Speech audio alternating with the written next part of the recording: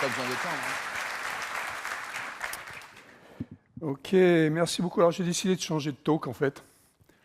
Donc le titre, ça va pas être ça, mais on va quand même parler de l'IA et on va voir pourquoi ça n'existe pas. Et ce qu'on va faire ensemble, et on est beaucoup, donc c'est chouette, on va faire une petite séance de yoga. On va respirer un peu parce qu'on va parler d'IA. Et moi, j'en peux plus, moi. J'en peux plus de l'IA. Et donc, ce qu'on va raconter, c'est que on va se focuser sur l'IA générative, hein, parce que c'est celle avec laquelle on nous saoule depuis 2-3 ans, là. Donc, on va faire vraiment une session sur l'IA générative, et on va parler des mythes et des réalités de ces IA. Je vais expliquer pourquoi je les mets au pluriel, de ces IA génératives. Alors, d'abord, avant de parler des IA génératives, on va parler des IA tout court. D'accord? Donc, c'est quoi les IA? C'est quoi l'IA? D'accord? Il y a presque 70 ans, en 1956, des gens très intelligents à l'université de Dartmouth qui se sont réunis et qui ont décidé d'appeler la discipline sur laquelle ils travaillaient, ils ont décidé d'appeler ça l'intelligence artificielle. Et c'était quoi? C'était des mathématiques, c'était modélisation mathématique d'un neurone. D'accord? Et on avait dit, bon, si j'ai un neurone, j'ai un réseau de neurones, si j'ai un réseau de neurones, j'ai un cerveau, si j'ai un cerveau, j'ai l'intelligence. Raisonnement complètement con. Donc, évidemment, en 1956, qu'est-ce qui se passe? Eh ben, marche pas. D'accord? Marche pas, et on rentre dans le premier hiver de l'IA. C'est quoi un hiver de l'IA? C'est, on nous a menti, on nous a promis des trucs, et ça n'a pas marché comme il faut, donc on oublie, on arrête de donner des sous, on arrête de travailler dessus. Et c'est ce qui s'est passé donc en 57, 58, plus d'IA. 1960, nouveau type d'IA, nouveau type d'idées autour de ces systèmes qui vont être des systèmes qui veulent se croire intelligents, c'est-à-dire que ça va faire des trucs qui ont l'air intelligents. Et donc en 1960, on commence des trucs qui s'appellent les systèmes experts. Les plus vieux d'entre vous s'en rappellent certainement. Donc là, c'est pas basé sur les statistiques comme ce qu'on avait fait juste avant, c'est des modèles statistiques du neurone. Là, on va baser ça sur de la logique. Si machin, leur truc, et on fait des arbres de décision. Et bon, ça marche bien, hein, ça marche bien jusqu'à dans les années 90, pendant une quarantaine d'années. Et donc, qu'est-ce qui se passe dans les années 90 ? On a un système expert quand même qui est super fort, qui est super bien, qui bat Kasparov aux échecs. D'accord, en 1997. Impressionnant. Ça, c'est intelligent hein, de jouer aux échecs. Je ne joue pas aux échecs alors. Hein. Et donc, effectivement, le système bat Kasparov, bon, très bien. Alors là, on dit, ça y est, la machine est plus forte que l'humain. Alors, je vais y revenir, hein, parce que ça me fait marrer. Mais bon, bref. Mais juste à ce moment-là, là, juste dans les années 90, il se passe un autre truc qui va remettre à la mode un autre type d'IA, enfin un nouveau type d'IA qui est un vieux type d'IA, qui est l'IA statistique à nouveau. Et on va appeler ça maintenant, je vais y revenir tout à l'heure, du machine learning. D'accord? Et pourquoi est-ce qu'on a ça qui arrive dans les années 90? Parce qu'en même temps, on a un machin qui s'appelle Internet qui arrive. Et qui arrive avec son lot de données. Beaucoup de données, le big data. D'accord? Et quand j'ai des données, quand j'ai quelque chose de big, quand j'en ai beaucoup, qu'est-ce que je fais? Je fais des stats. Okay? Donc voilà l'histoire de l'IA. D'accord? Mais quand je dis ici, dans ce bouquin, que l'intelligence artificielle n'existe pas, c'est l'intelligence artificielle de Hollywood qui n'existe pas. Celle qui, malheureusement, est celle qu'on croit qui existe. D'accord? Celle qu'on nous fait croire qui existe. Celle de Hollywood, c'est quoi? C'est celle de Terminator. Celle qui va tous nous tuer, nous remplacer, etc. etc. D'accord? Donc ça s'appelle la science-fiction. Okay? C'est des films, c'est pas vrai. Okay? Et il y en a une autre aussi qui m'amuse, c'est Her. Vous savez, l'IA dont on tombe amoureux. Alors ça sert à rien. Hein? Donc je vous conseille pas. Ça sert strictement à rien. Mais bon, si vous voulez vraiment essayer, il y a des gens qui tombent malades à cause des IA. D'accord? Malades. Donc faites quand même gaffe, quoi. Okay?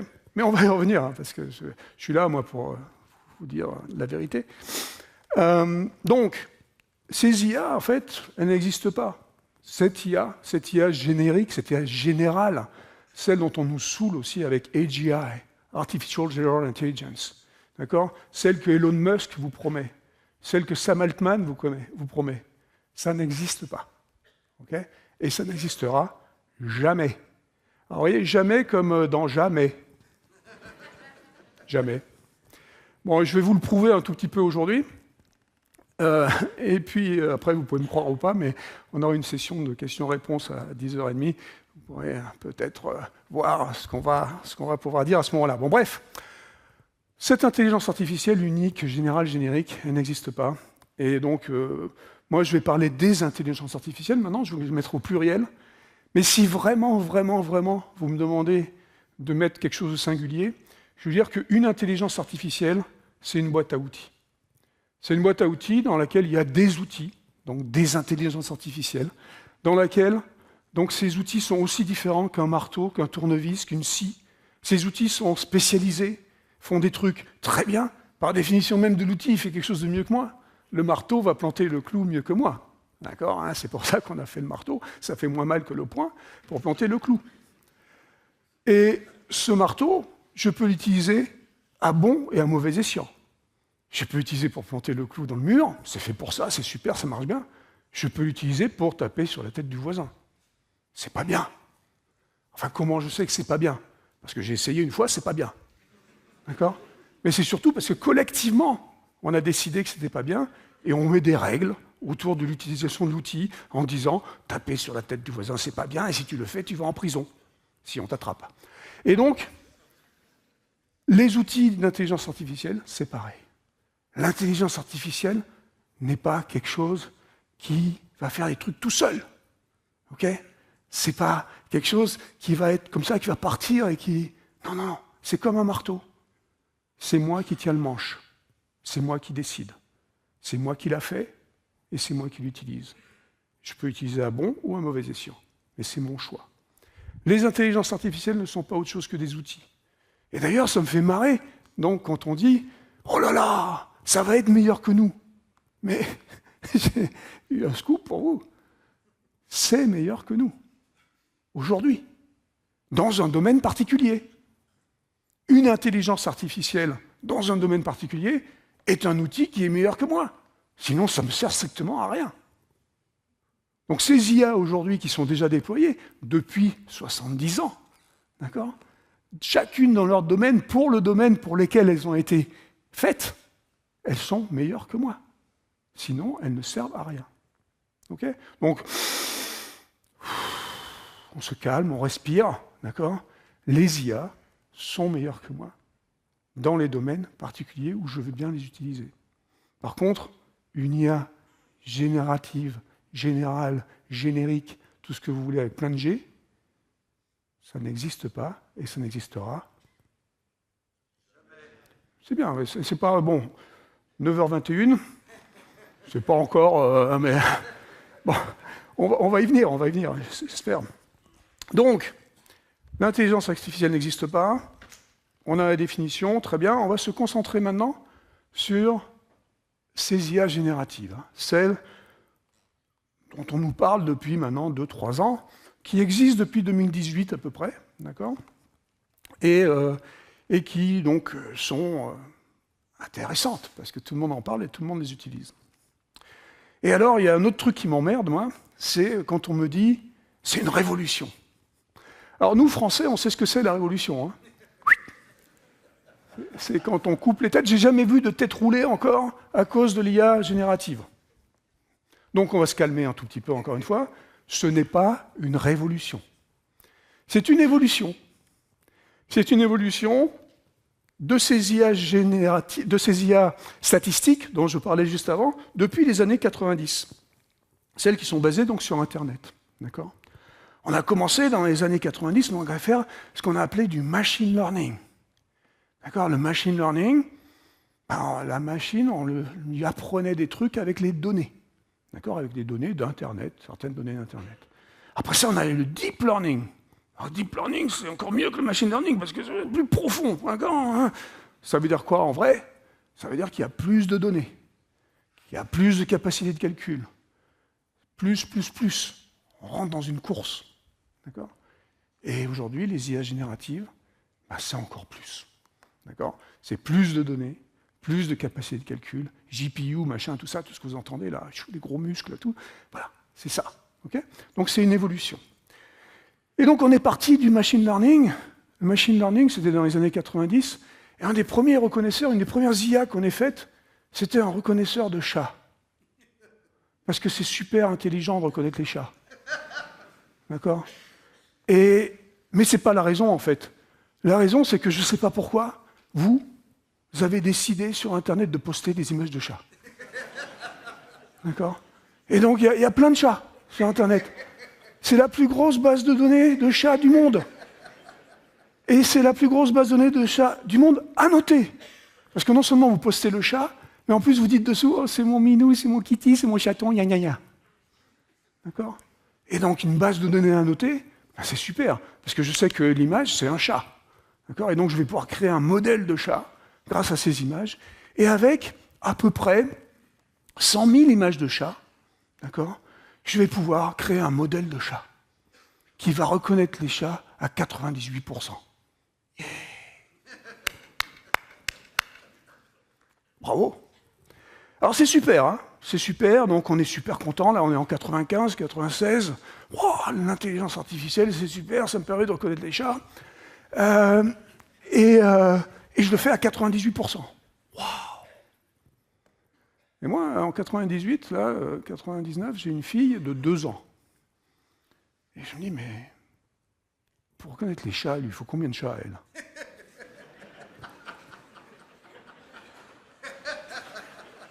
Parce que je me dis, putain, s'il lui faut 100 000 chats, ça va être long. L'éducation, ça va être long. Et donc, je pose la question à les psychologues, hein, parce que moi, j'en sais rien. Et ils me disent, un humain, pour reconnaître les chats, il lui faut 2 chats. Je dis, ça va mieux. Et donc, là, on dit, qu'est-ce qu'on vient de faire, là ? On vient de faire un truc, mais c'est taré. On fait des machines qui ont l'air intelligentes, on dit que c'est intelligent, il faut 100 000 images de chats, alors que ma fille, il lui en faut 2. Et elle, en plus, vous savez quoi, elle reconnaît les chats à 100%. Je veux dire, on fait des trucs de débiles. Pourquoi on fait ça ? Et puis là, la question que je me suis posée à ce moment-là, c'est mais pourquoi il y a 2% de différence ? Pourquoi ma fille, elle reconnaît à 100% et pourquoi les machines, elles reconnaissent à 98%. Parce que ma fille, elle reconnaît les chats dans la pénombre, vous savez, elle voit passer les trucs, elle reconnaît dans la pénombre. Et la machine, elle ne reconnaît pas dans la pénombre parce que vous n'avez jamais posté de chat la nuit. Ça ne sert à rien. Donc du coup, le chat, il n'existe pas, et comme il n'existe pas, il n'est pas reconnu. Ça, c'est un des problèmes de ces machines, de ces intelligences artificielles, hein, parce que vous allez voir que les données, c'est compliqué. Mais on va y revenir certainement plus tard dans notre petit chat avec Eric tout à l'heure. Bref, on respire, et donc on passe maintenant, 10 ans plus tard, alors maintenant on fait du deep learning. En deep learning, comme j'ai dit, encore plus costaud, hein, maintenant on fait des trucs super compliqués avec beaucoup de données. Et beaucoup de données, ça veut dire qu'on passe maintenant de 1 million, de 100 000 à 1 million, on passe maintenant de 10 millions, on passe de, je vais faire comme ça, c'est mieux, voilà, de 10 millions à 100 millions de données. Ça commence à faire beaucoup, hein, 10 millions, 100 millions de données. Ça veut dire beaucoup de données, et puis beaucoup de compute aussi. Beaucoup de compute, beaucoup de capacité de calcul. On commence à utiliser les GPU, on commence à faire péter un peu la planète. On va y revenir. Et donc, c'est une évolution. Okay, et là, aujourd'hui, on arrive, depuis donc 2018, 2022 pour vous, on arrive à ces IA génératives. Alors, IA générative, c'est la fête du slip, hein, c'est n'importe quoi. Parce que maintenant, en point de vue données, c'est 1 milliard, 1 trillion, on ne sait même plus ce que ça veut dire. Okay, ChatGPT 4o, 1200 milliards de paramètres. 1200 milliards de paramètres. Vous ne savez même pas ce que ça veut dire. D'accord ? 1200 milliards de paramètres, c'est Internet. Internet en entier. 1200 milliards de paramètres. Vous pouvez imaginer combien ça prend de temps pour avaler ça, pour créer des modèles, un modèle, qui va être un modèle qui va réunir toutes ces données-là. D'accord ? Et on va voir que c'est un petit problème, parce que toutes les données d'Internet, ça peut être un peu embêtant, parce que, je ne sais pas si on vous a dit, mais sur Internet, il n'y a pas que des trucs vrais.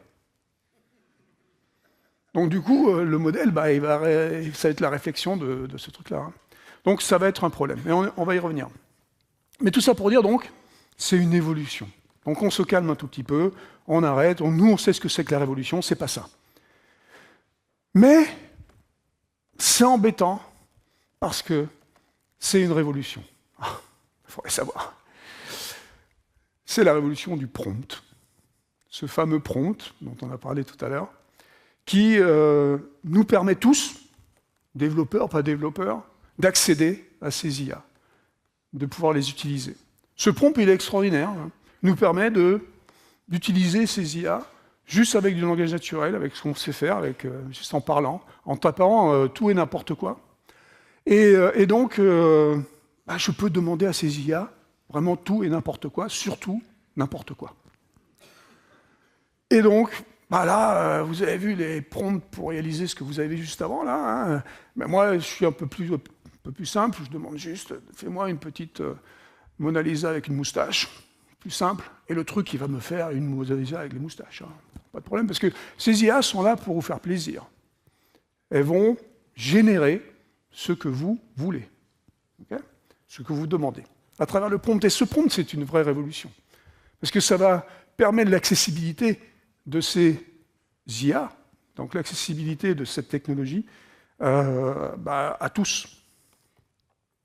Mais il y a un autre point de vocabulaire que je veux faire, après cette histoire d'intelligence artificielle, il faut faire attention de ne pas trop mélanger avec la vraie intelligence.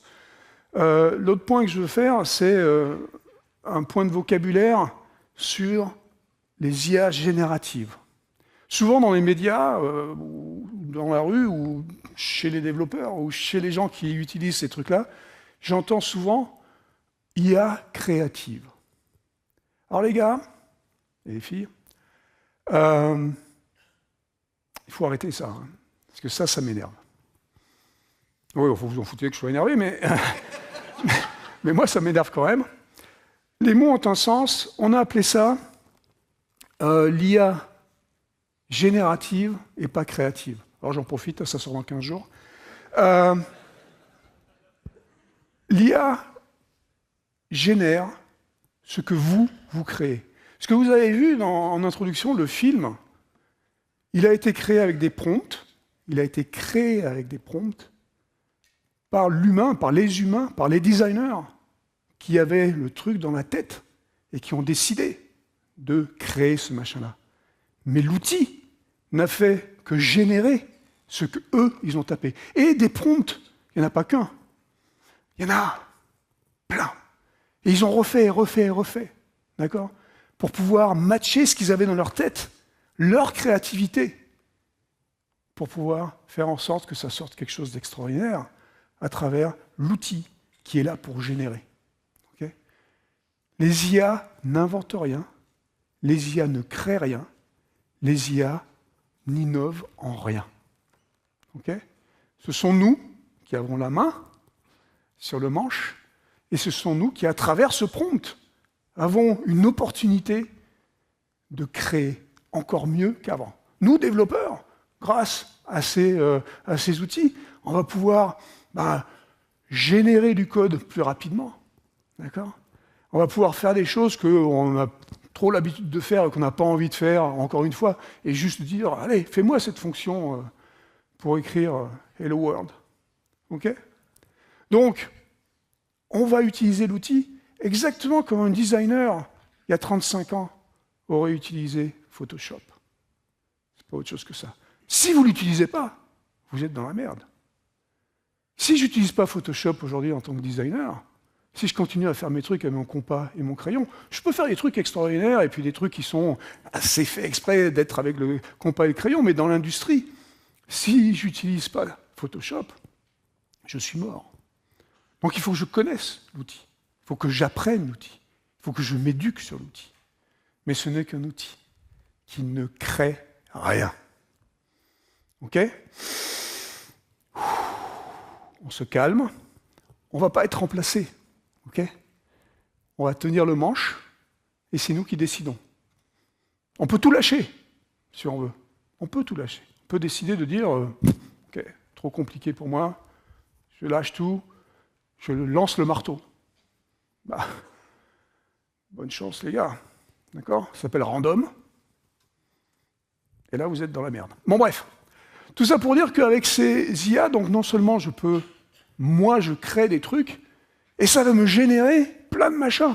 Mais Mona Lisa avec des moustaches, ça peut m'en générer plein. Des dizaines, des milliers. Après, ça va peut-être matcher celle que j'avais dans la tête au moment où je voulais vraiment faire une Mona Lisa avec des moustaches. Et je vais prendre celle qui me plaît le plus. D'accord? Et puis peut-être que je vais la retravailler avec Photoshop, avec je ne sais pas quoi.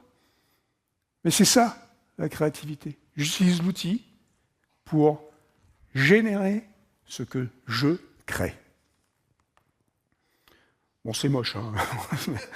Mais ça, c'est un autre problème. Déjà, il fallait avoir l'idée débile de créer une Mona Lisa avec une moustache. Mais je l'ai fait pire, hein. Une vache verte sur la tour Eiffel. Bon, bref. Allez, donc on va regarder un peu cette histoire d'accessibilité. Vous connaissez certainement tous cette courbe de Gartner. La courbe de Gartner, c'est la courbe de hype. Toutes les technologies, toutes les innovations, elles commencent à gauche, là. Donc c'est quand on invente un truc.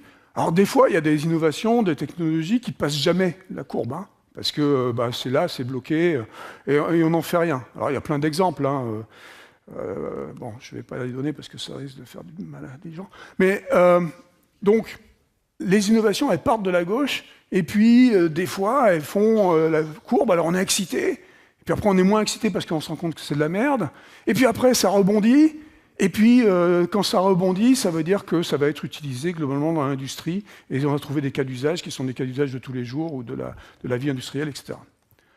En général, une technologie qui a la chance de parcourir tout le truc, parce qu'encore une fois, toutes ne l'ont pas, une technologie qui a la chance de parcourir tout ce cycle, c'est entre 5 et 10 ans. Okay. Ce qui est absolument remarquable avec les IA génératives, c'est qu'en janvier-février 2023, en 2 mois, on était dans le hype, là, donc on était complètement en l'air, complètement en haut, et on a eu, pour ChatGPT 3.5, 100 millions d'utilisateurs en 2 mois. Donc vous, quoi. D'accord ? 100 millions d'utilisateurs en 2 mois, en janvier-février 2023. C'est la technologie qui a été le plus rapidement adoptée dans l'histoire des technologies. C'est incroyable. Okay ? Et ça, c'est grâce à cette accessibilité, grâce à ce prompt, qui est super facile d'utilisation, donc n'importe qui, encore une fois, peut faire n'importe quoi. Mais donc, ce qui est remarquable aussi, c'est que vers avril 2023, on s'est aperçu que c'est de la merde. Vous êtes tous aperçus que quand vous tapez des trucs, des fois, c'est n'importe quoi. Ouais, c'est n'importe quoi, on va y revenir. Mais on s'est aperçu aussi que si on faisait les trucs correctement, on pouvait trouver des cas d'usage et ça rebondit. Et donc, ce qui est remarquable avec ces IA génératives, c'est que pour parcourir toute la courbe ici, ça a mis 18 mois par rapport aux 5 ans, 10 ans de d'habitude. Et ça, c'est grâce à la révolution du prompt. Okay. Mais, comme je viens de dire, en avril 2023, on s'est aperçu qu'il y avait des hallucinations et des erreurs. Ce truc hallucine. Qu'est-ce que ça veut dire? Et il fait des erreurs. Bon, ça, on a compris. Alors, hallucination. Pareil, un cas rigolo, ou pas d'ailleurs. C'est le cas de cet avocat qui a décidé en avril 2023, justement, d'utiliser ChatGPT pour écrire sa plaidoirie pour défendre un gars qui voulait attaquer une compagnie aérienne. Et donc, il a donné des éléments à ChatGPT. Voilà, le gars, il s'est passé ça dans l'avion, machin, ça ne m'a pas plu et tout. Donc, voilà, il met tout ça dans ChatGPT et puis il dit à ChatGPT, écris-moi une plaidoirie. Et ChatGPT lui pond une plaidoirie en 15 secondes. D'accord ? Il se dit 15 secondes, c'est pas mal, hein, c'est mieux que 6 ou 7 heures. Donc, j'ai gagné du temps et je vais envoyer ça au juge. Il envoie c'est barreau de New York, hein, je ne sais pas si je vous ai dit, bon bref.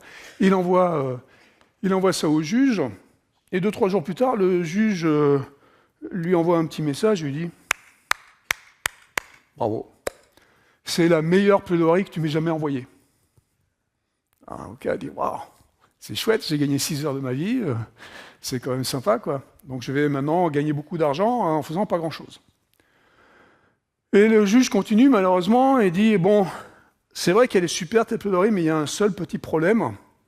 Toutes les jurisprudences, toutes les références que tu donnes, elles n'existent pas. Les case numbers ont l'air d'être des case numbers. Les noms des juges qui sont cités sont des juges qui existent. Les defendants, c'est M. Smith et machin, bon, c'est possible. Mais ça n'existe pas. Bon, le gars, il n'est plus avocat aujourd'hui, hein. Mais qu'est-ce qui s'est passé? Il s'est passé qu'au moment où il a demandé à ChatGPT de générer la plaidoirie, il a donné des éléments sur ce qui s'était passé dans l'avion, mais il n'a donné aucune référence. Et donc, qu'est-ce que fait une intelligence artificielle générative? Elle va générer ce que vous lui demandez. Comme j'ai dit, elle va générer quelque chose pour faire plaisir. Elle ne va pas générer quelque chose qui va être vrai. Elle va générer quelque chose pour vous faire plaisir, que vous avez demandé. Vous avez demandé ici une plaidoirie. Une plaidoirie, c'est quoi? Thèse, antithèse, blablabla, et référence. Donc, thèse, antithèse, blablabla, bah, il avait donné les données, d'accord? Les références, il n'avait rien donné. Mais comme le modèle d'une plaidoirie, il y a des références, ChatGPT a généré des références. Ça ne veut pas dire des vraies références. Donc ça, c'est un peu embêtant. Ça veut dire que le truc, ça hallucine. Ça va générer des trucs que vous demandez, mais ça n'a rien à voir avec le vrai. Okay? Et donc, en parlant de ça n'a rien à voir avec le vrai, il y a aussi donc, les erreurs, pures et simples. Et donc, vous avez certainement expérimenté des erreurs vous-même quand vous avez joué avec ces IA depuis 2 ans maintenant. Et moi, je m'amuse régulièrement à prendre n'importe quelle IA, tous les 15 jours en fait, je fais ça parce que j'ai que ça à faire. Hein. Et donc, je m'amuse à prendre une IA au hasard, une de ces IA génératives, et je lui pose une question dont je connais assez bien la réponse, parce que je lui demande donne-moi la bio de Luc Julia. Je trouve que je la connais assez bien, et donc, j'attends à chaque fois le résultat avec impatience, parce que c'est jamais la même. D'accord? C'est ça qui est aussi bien avec les statistiques, c'est que c'est jamais la même. Et puis surtout, non seulement c'est jamais la même, mais ça me pond un truc qui a l'air super. La bio, là, machin, il y a toutes les sections qui vont bien, hein, comme j'ai dit, ça va faire bien, il y a machin, formation, carrière, bon, il me donne tout ce qu'il faut. Alors c'est super, parce qu'à chaque fois, j'apprends des trucs nouveaux sur moi. D'accord? Et là, par exemple, j'ai appris que j'étais CIO de la PDG de la société Why Not. Alors, je suis super content, hein, mais je ne sais même pas ce que c'est Why Not. Donc c'est embêtant. Et donc, à chaque fois, il me génère des trucs qui n'ont strictement rien à voir avec moi. Okay. Alors, pourquoi? Déjà, il va aller chercher donc, des trucs sur Luc Julia. Le problème avec Luc Julia, c'est qu'il y a Julia dedans. Donc, des fois, je suis une femme aussi. Hein. Bon, ça ne me dérange pas, mais bon, le truc, il fait du goulbi-goulba, pour ceux qui connaissent Casimir, de machin, et puis il met ensemble, et puis il me pond un truc. Voilà. C'est ça, les IA génératives. Ça vous pond un truc, pour vous faire plaisir. D'accord? Alors évidemment, la question qu'on va se poser ici, c'est, bon, c'est super ce que tu nous racontes, là, mais bon, on s'en fout. Ce qui nous intéresse vraiment, c'est la pertinence. C'est quoi la pertinence de ces IA? C'est super compliqué à calculer, en fait. C'est super compliqué à calculer parce que, comme je l'ai dit plusieurs fois, ça va générer ce que vous voulez que ça génère. Et la façon même dont vous posez la question, vous allez plus ou moins induire la réponse. Et donc, évidemment, comme ça va vous faire plaisir, vous allez avoir des fois des trucs qui ont l'air pertinents pour vous, parce que c'est ce que vous avez demandé, mais qui n'est pas pertinent dans l'absolu. Par exemple, vous pouvez demander aujourd'hui à une IA générative montre-moi que la Terre est plate. Et le truc, il va vous montrer que la Terre est plate. Parce qu'il y a des sites platistes qui montrent que la Terre est plate. La Terre n'est pas plate.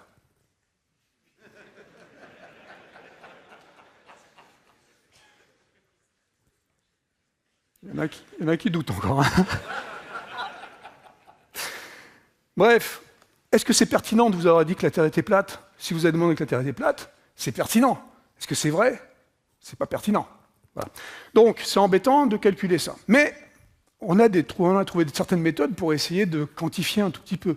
Encore une fois, ces chiffres ne sont pas absolus, enfin, c'est encore une fois compliqué à calculer. Mais en février 2023, l'Université de Hong Kong a trouvé une méthode qui est relativement intéressante, que je vais exposer maintenant, où ils ont dit on va prendre des millions de faits communément acceptés comme vrais.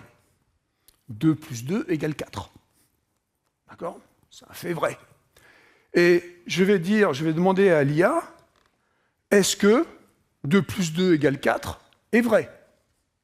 Si l'IA dit c'est vrai parce que c'est vrai. Si l'IA dit c'est faux parce que c'est vrai.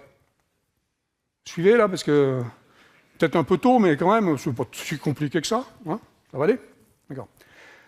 Donc, qu'est-ce qu'on fait à la fin? On compte les faux, on compte les vrais, et on a la pertinence sur les faits vrais. Alors, on est des scientifiques, hein, on est à l'université de Hong Kong, donc on écrit un papier de 15 pages. Hein, bon, c'est long, 15 pages, hein, donc on ne le lit pas, mais on lit l'abstract, et on voit le résultat, 64%. 64%. Ça veut dire quoi? Ça veut dire que 36% du temps, l'IA a répondu qu'un truc vrai, communément accepté comme vrai, est faux. Alors vous faites ce que vous voulez, hein, mais moi, perso, j'ai un assistant ou une assistante qui, 36% du temps, me raconte des conneries. C'est plus mon assistant, vous voyez? Alors je sais que c'est difficile de virer les gens en France, d'accord? Mais bon, il y a des limites. Ça s'appelle faute grave. Donc le problème, c'est que c'est comme ça. Et vous pouvez retourner le truc dans tous les sens. Vous pouvez faire. Alors évidemment, c'est jamais les mêmes faits qui sont vrais, qui sont faux et tout ça, parce que c'est statistique, encore une fois. Donc, mais c'est quand même très embêtant. Alors je ne suis pas en train de vous dire qu'il ne faut pas les utiliser, ces trucs-là. Je suis en train de vous dire qu'il faut avoir conscience de comment les utiliser et où les utiliser. Là, c'est quand on utilise le machin de manière un peu générique. D'accord? Si vous commencez à spécialiser l'outil, si vous commencez à faire en sorte que ça soit un tournevis ou que ça soit un marteau qui vont se spécialiser sur le clou ou sur la vis, là, ça va marcher un peu mieux. Et c'est ce qu'on va faire d'ailleurs, et c'est pour ça qu'il y a ce rebond dont on a parlé tout à l'heure, où on commence à avoir des IA qui sont vraiment utilisées dans l'industrie. C'est pas parce qu'elles ne marchent pas, c'est parce qu'elles vont marcher. Et il y a des trucs qui s'appellent le fine-tuning, ou le RAG, qui vous permettent de rentrer vos propres données, d'accord, des données dans lesquelles vous faites confiance, les données qui sont celles que vous pensez qui sont les bonnes, et vous avez des IA maintenant qui, au lieu d'avoir 64% de pertinence, vont monter à 99, 98%, 97%, des choses qui sont tout à fait agréables, d'accord, et qui sont tout à fait utilisables. Encore une fois, vous vous rappelez, 98% pour la reconnaissance des chats, ça marchait assez bien. Donc, le secret ici, ça va être de dire il va falloir spécialiser ces IA, sinon ça ne sert à rien. Okay. Je vais juste parler un tout petit peu de propriété intellectuelle. Vous savez, au début, je vous ai dit c'est tout Internet. D'accord ? Et les gars, là, les OpenAI, les Gemini, enfin tous les Google, etc., tout le monde, au départ, a été pillé Internet. Et piller Internet, ça voulait dire vraiment piller Internet, aller chercher toutes les données, qu'elles soient à moi, pas à moi, c'est pas le problème. D'accord ? Et vous savez que sur Internet, il n'y a pas que des données qui sont à vous. Il y a des trucs que vous n'avez pas le droit d'utiliser. Hein. Mais bon, là, on a utilisé parce que dans les conditions générales d'utilisation, vous avez un petit truc marqué qui dit tout ce que tu vas générer avec moi, c'est à toi.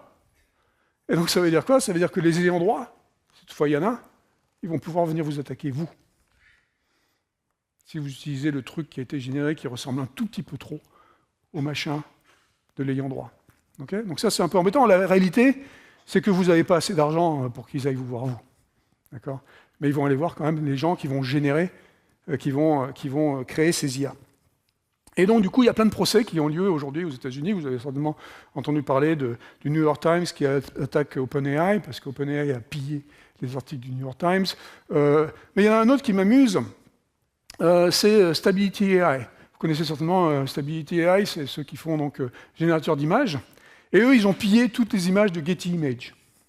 Okay, Getty Images, vous connaissez, hein, quand vous tapez un truc, montre-moi 2 footballeurs en train de se disputer le ballon, bah, ça va vous générer sur Google plein d'images, et toutes elles vont avoir le petit bandeau, là, le petit watermark, qui va dire Getty Images. Si vous voulez enlever le bandeau, vous allez payer l'image pour la licencier pour vous, et pour pouvoir avoir le droit de l'utiliser. Okay, bon, ça, vous savez comment ça se passe, c'est comme ça. Mais rapidement, les avocats de Getty Images se sont rendus compte que ces générateurs d'images avaient quand même utilisé beaucoup leur database publique, donc celle qui était directement dans Internet, et c'est pas bien. D'accord ? Et comment ils se sont aperçus ? Ils se sont aperçus en juste utilisant le machin, et en demandant quelque chose comme, généralement, une image de 2 footballeurs qui se disputent la balle. Alors bon, évidemment, les mecs, ils ont les genoux un peu fatigués, là, ils ont machin, bon, il y a un peu des erreurs, hein, bon, mais bon, ça c'est un détail. Ce qui est rigolo dans l'image ici, c'est quoi? C'est que bon, les mecs, ils sont un peu machin, mais même le watermark, il est un peu machin. Il n'a pas fallu très très longtemps aux avocats de Getty Images de dire, bon, ton truc là, ça pue. D'accord? Ça ressemble quand même un tout petit peu à un watermark. D'accord? Donc peut-être que tu m'as piqué mes images. Bon, Stability AI a perdu. Voilà. Donc, il faut le savoir. Il faut savoir aussi, je vous dirai tout à l'heure qu'il y a des solutions, hein, qu'il y a des gens qui essayent de faire les trucs bien, puis il y en a qui s'en foutent, mais on va y revenir. Allez, on va passer sur un truc un peu marrant. Le jailbreaking. Alors vous, développeurs, vous avez certainement jailbreaké tous vos iPhones dans les années 2012-2013. C'était le grand jeu, hein, parce que Apple avait décidé qu'on n'avait pas d'installer quelques applications. Je ne pouvais pas installer Telnet sur mon téléphone. Je veux dire, Telnet, ils vont pas m'emmerder quand même. Donc du coup, qu'est-ce qu'on faisait? Ben, on jailbreakait le machin, et puis on pouvait installer Telnet si on avait envie d'installer Telnet. Bon bref, aujourd'hui ça ne sert plus à rien, vous pouvez installer tout ce que vous voulez sur vos iPhones, donc on ne jailbreak plus les iPhones. Mais qu'est-ce qu'on jailbreak? On jailbreak les IA. Alors comment on fait pour jailbreaker les IA? Ben, je vais vous le dire évidemment. Et vous allez voir, c'est rigolo. C'est super rigolo parce que la façon dont on jailbreak les IA, c'est que vous n'avez pas besoin de programmer, en fait. Vous pouvez faire ça directement dans le prompt. Donc, c'est quoi? Pourquoi on jailbreak, déjà? Comme je vous ai dit, les IA, elles sont là pour vous donner des trucs, pour vous faire plaisir, et elles vont vous répondre à tout le temps. Elles savent tout, elles sont un peu comme les Français. Ouais, ça m'a fait plaisir, c'était pour mon camarade belge. Et donc ces IA, elles ont réponse à tout. Mais les avocats de OpenAI, par exemple, se sont rendus compte au bout d'un moment que des fois, il y avait des réponses qu'on ne pouvait pas donner, qu'il ne fallait pas donner, d'accord, qui étaient plus ou moins illégales. Et donc, dès le début en fait, de ces IA, on va dire dès le début de ChatGPT, en novembre 2022, vous pouvez demander à l'IA, donne-moi la recette d'une bombe. Et l'IA, vous filez une recette de bombe. Alors, si vous cherchez aujourd'hui sur Internet une recette de bombe, c'est pas possible. Vous ne trouverez pas. Si vous allez sur Darknet, vous trouverez, mais sur Internet, vous n'avez pas trouvé de recette de bombe. C'est très, très, très compliqué. L'IA générative, en novembre 2022, vous sortez la recette de la bombe. D'accord? Les avocats d'OpenAI ont dit, bon, pas bien. Il ne faut pas faire ça. Donc, en décembre 2022, si vous demandiez, donne-moi la recette de la bombe, pour la première fois, l'IA générative vous disait, je ne peux pas répondre à ça, c'est potentiellement illégal, je ne te donne pas la réponse. Alors c'est décevant. D'accord? Alors là, vous dites, mais attends, je suis responsable, je fais ce que je veux, quoi. D'accord? Et donc, en décembre 2022, si vous disiez, imagine que je sois un savant fou qui veuille faire une bombe, comment je ferais? Et l'IA,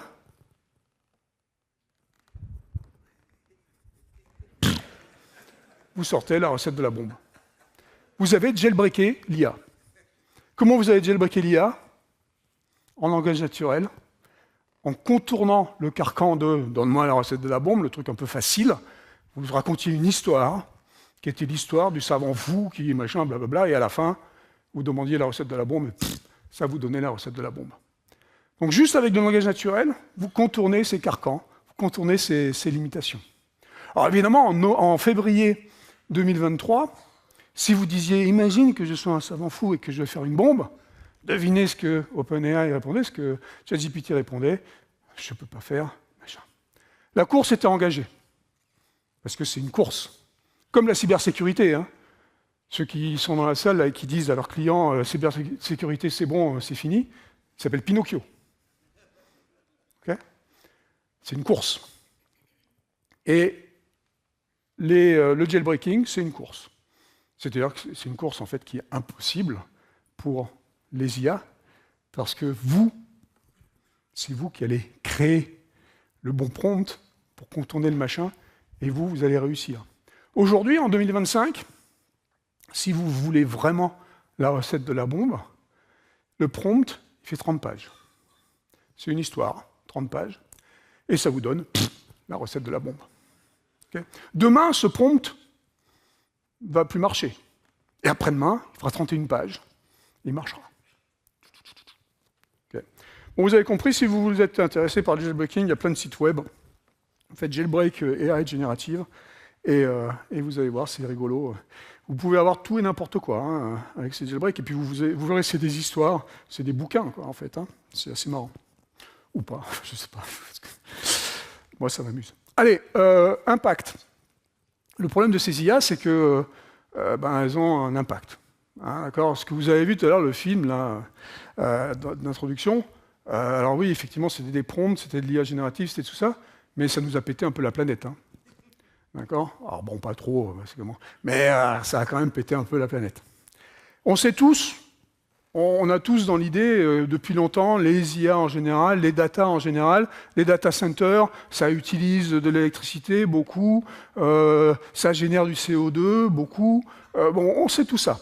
Ce qu'on sait moins, c'est qu'il y a des gens qui commencent à dire, là quand même, on a besoin de beaucoup de data centers, beaucoup de trucs, on a besoin de beaucoup d'électricité, on va coller des centrales nucléaires à côté des data centers.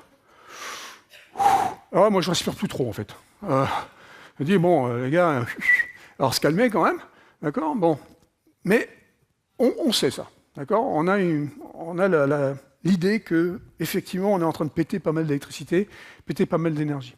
Ce qu'on sait moins, c'est que ces IA, et en particulier les IA génératives, non seulement donc elles vont péter des trucs au moment où on crée les modèles, mais aussi au moment de l'inférence. Par exemple, ce qu'on a vu tout à l'heure, donc c'est j'infère, je crée des images, je génère des images avec ces machins-là. D'accord.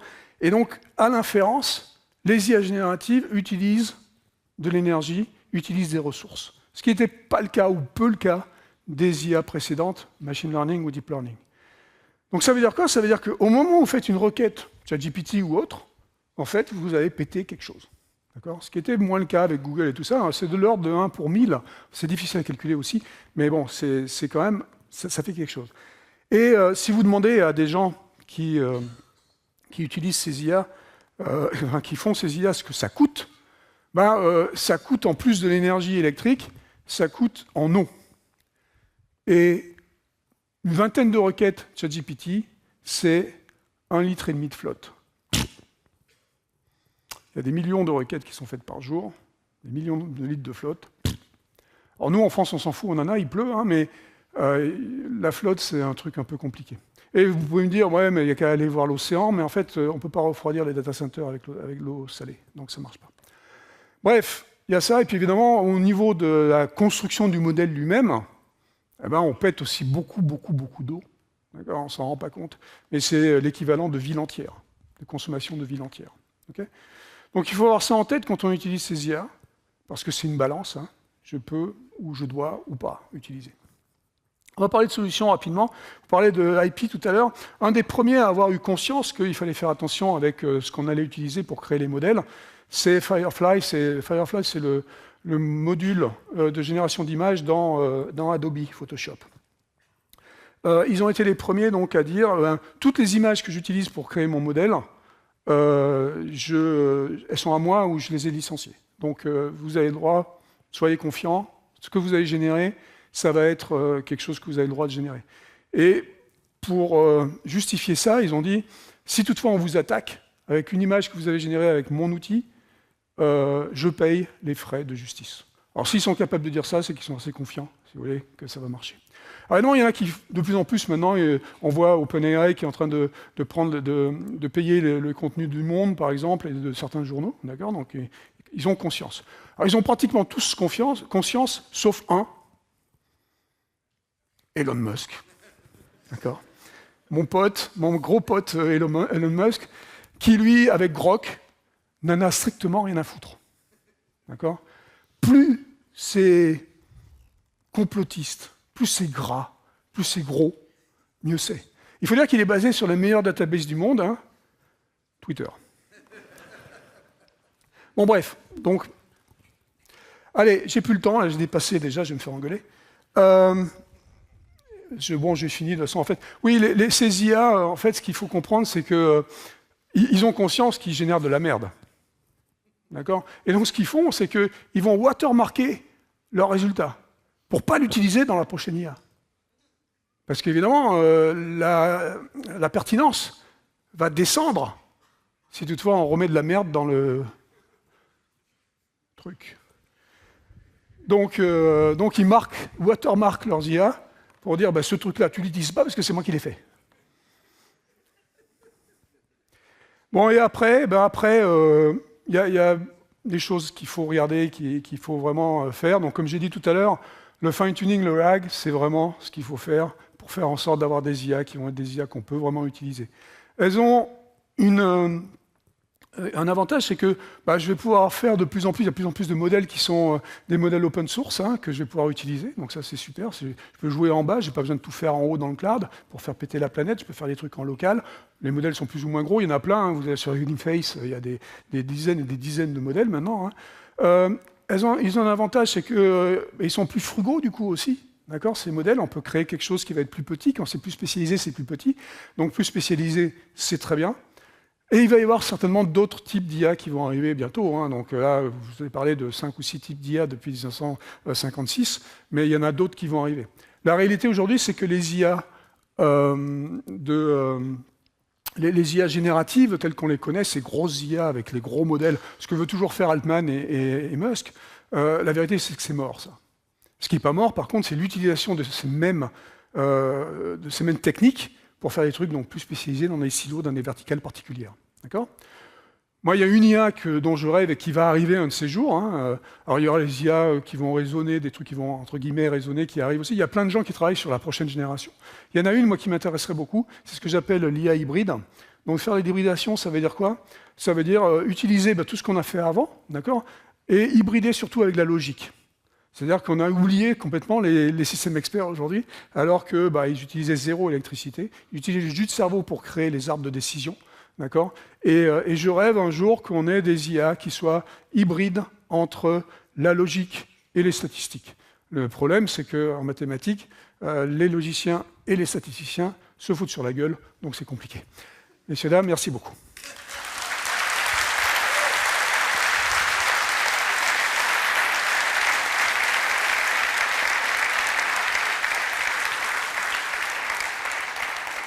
Merci beaucoup, Luc. C'était excellent. Écoutez, on va pouvoir continuer ça à 10h30 ici, session de questions-réponses. Et en attendant, on va aller faire une séance de dédicace. Juste à la sortie, là, il y a plein de tables. Et Luc a accepté de passer un peu de temps à vous écrire des petits mots. Donc, commençons, parce qu'une demi-heure pour tous les livres qu'il voudra signer, ça va aller vite. Merci beaucoup. À tout à l'heure.